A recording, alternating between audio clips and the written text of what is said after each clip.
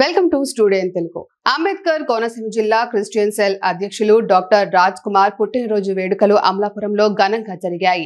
అమలాపురం శాసనసభ్యులు ఐతాబత్తుల ఆనందరావు, అముద చైర్మన్ అల్లాడ సోంబాబు, కూటమి నాయకుల సమక్షంలో doctor Raj Kumar cake cutting చేశారు. కోనసీమ జిల్లా క్రిస్టియన్ మైనారిటీ నేత పుట్టినరోజు సందర్భంగా హాజరైన ఎమ్మెల్యే ఆనందరావు రాష్ట్ర ప్రభుత్వం క్రిస్టియన్ మైనారిటీలకు అండగా ఉంటుందన్నారు.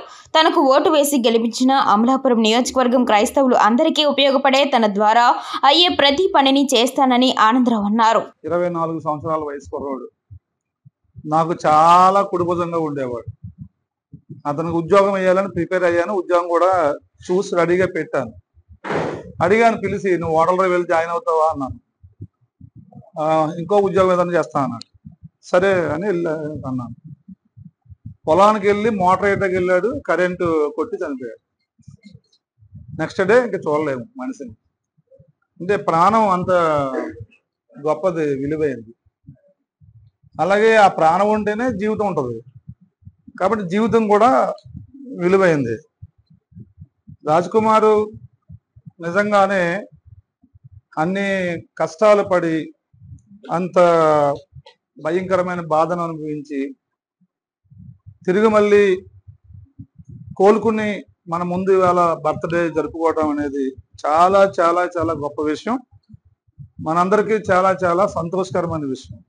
ఎందుకంటే ఒక మనిషి ఎదగడానికి, ఒక మనిషి నాశనం అవ్వడానికి కారణం స్నేహితులే, మనుషులే.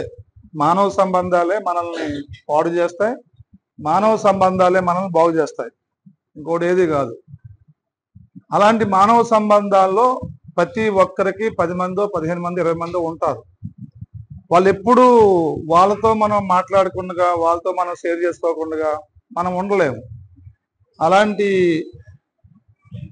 వ్యక్తుల్లో, నాకున్న వ్యక్తుల్లో రాజ్ కుమార్ గారు ఒకరు, నా సోదరుడు. అందుకే నేను రాజకీయాల్లో అనేక మందిని చూసి నేను ఎంకరేజ్ చేస్తూ ఉంటాను. ఈయనలో ఈ లక్షణాలు ఉన్నాయి కాబట్టి మనం ఈయన్ని ఎంకరేజ్ చేయాలని అనిపిస్తూ ఉంటుంది.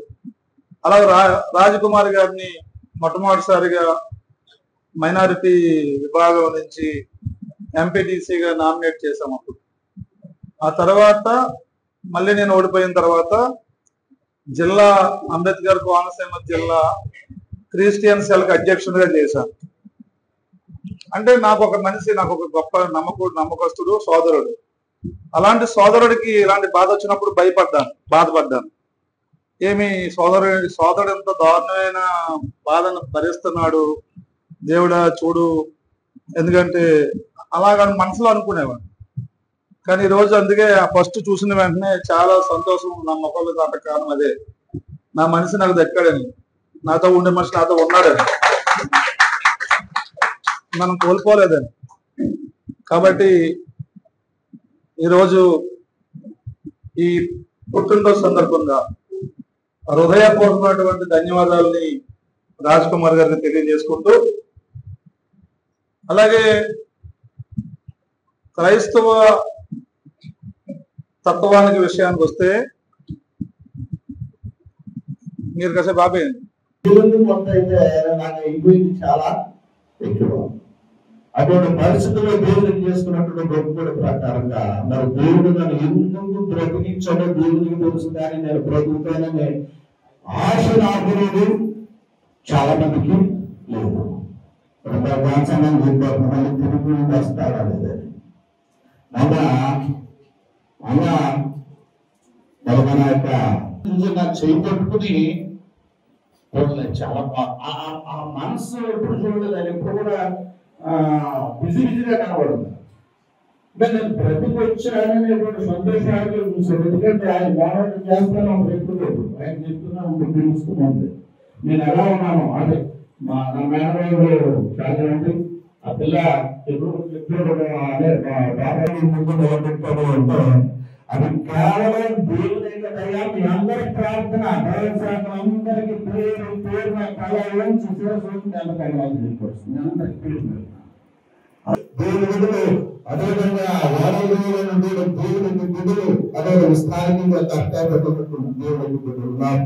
నా యొక్క బంధువులైనటువంటి వారు, నా స్నేహితులైనటువంటి వారు, అందరూ నాకు సహకారంలో ఉన్నారు. అందరికీ వందనాలు.